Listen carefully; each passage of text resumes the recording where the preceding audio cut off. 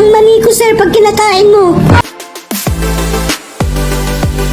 Doc, may lumalabas pong brown sa keps ko. May infection yata ako. Mrs. Gaano kadalas kayo magduday ni Mr.? Isang beses lang po sa isang taon, Doc. Mrs. Hindi yan infection. Kalawang yan. Hindi mo yata ginalawang pagkain mo, sir. May problema po ba sa luto ko? At sino namang gaganahan kumain, ha, Inday? Umaga, tanghali, gabi. Yan at yan lang yung hinahain mo. Nakakasuya na, alam mo ba? Ay, ganun po ba? Pero bakit ang mani ko, sir, pag kinakain mo? Umaga, tanghali, gabi. Enjoy na, enjoy ka na. Humihirit ka pa.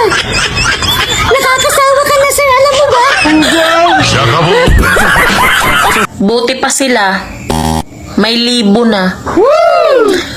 Ako, libog lang. Kuya, huwag mong paputukin mag-isa yan. Gusto mo,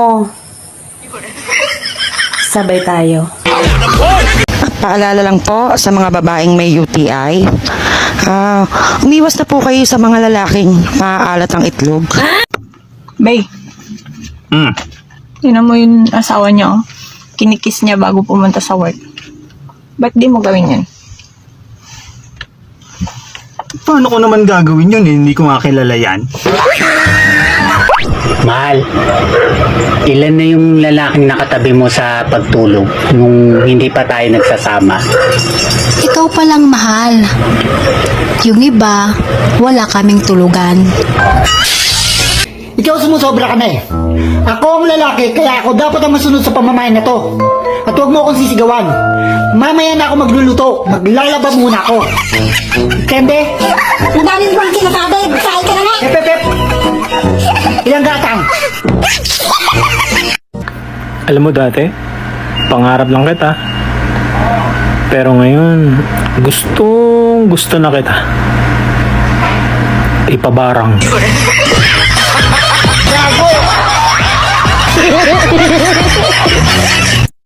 Huwag kang magseselos kung maraming nagkakagusto sa akin. Kasalanan mo yan.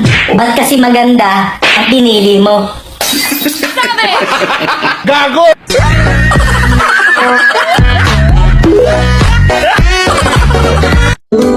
Huwag ka nang magdalawang isip.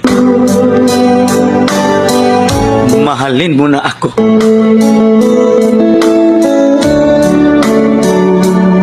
Pag nagdalawang isip ka pa, mahalin mo na lang kaming dalawa.